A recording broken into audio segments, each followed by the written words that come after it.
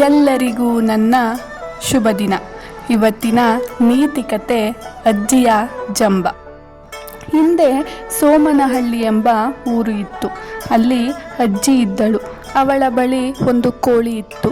ಪ್ರತಿನಿತ್ಯ ಆ ಕೋಳಿ ಸೂರ್ಯೋದಯವಾಗುತ್ತಿದ್ದಂತೆಯೇ ಕೊಕ್ಕೊ ಎಂದು ಕೂಗುತ್ತಿತ್ತು. ಗಟ್ಟಿಯಾಗಿ ಕೂಗುವ ಮೂಲಕ ಹಳ್ಳಿಯ ಜನರನ್ನು ಎಬ್ಬಿಸುತ್ತಿತ್ತು. ಜನ ಕೋಳಿ ಕೂಗಿಗೆ ಎದ್ದು ತಮ್ಮ ದಿನನಿತ್ಯದ ಕೆಲಸದಲ್ಲಿ ತೊಡಗುತ್ತಿದ್ದರು. ಅಜ್ಜಿಯ ಗುಡಿಸಲಲ್ಲಿ ಒಂದು ಹಗ್ಗಿಸ್ಟಿಕೆ ಇತ್ತು. ಅಲ್ಲಿಂದ ಒಂದು ತುಂಡು ಕೆಂಡವನ್ನು ಮನೆಗೆ ಒಯ್ಯುತ್ತಿದ್ದರು. ಅದರಿಂದ ಒಲೆ ಹೊತ್ತಿಸಿ ಅಡುಗೆ ಮಾಡಿಕೊಳ್ಳುತ್ತಿದ್ದರು. ಕೆಲವು ದಿನಗಳಾದವು.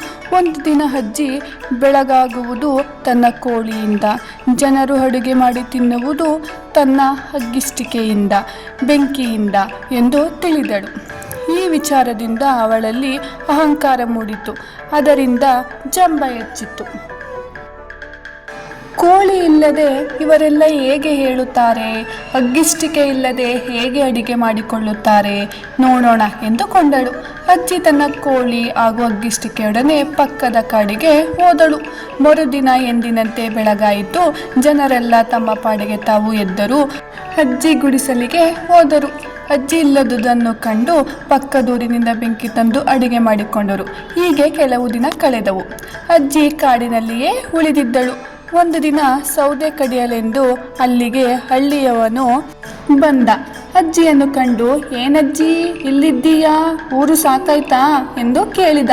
ಅಜ್ಜಿ, ಏನಪ್ಪ ಪ್ರತಿದಿನ ಬೆಳಗಾಗುತ್ತಿದೆಯಾ? ನೀವೆಲ್ಲ ಊಟ ಮಾಡುತ್ತಿದ್ದೀರಾ ಎಂದು ಕೇಳಿದಳು. ಹಳ್ಳಿಯವನಿಗೆ ನಗು ಬಂತು.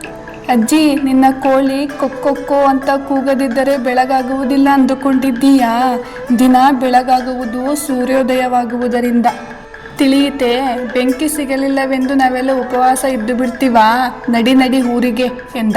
ಅಜ್ಜಿಯ ಜಂಬ ಕರಗಿತು. ತನ್ನ ವರ್ತನೆಗೆ ನಾಚಿಕೊಂಡಳು. ಹಗ್ಗಿಸ್ಟಿಕೆ ಹಿಡಿದು ಕೋಳಿಯನ್ನು ಕಂಕುಳಲ್ಲಿ ಇಟ್ಟುಕೊಂಡು ಊರಿಗೆ ಹಿಂದಿರುಗಿದಳು. ಎಲ್ಲರಂತೆ ಬಾಳತೊಡಗಿದಳು. ಅತಿ ಜಂಬ ಮತಿ ಕೇಡು. ಈ ಕಥೆಯ ನೀತಿ ಏನು ಹೇಳಿ? ಅತಿ ಜಂಬ ಮತಿಗೇಡು.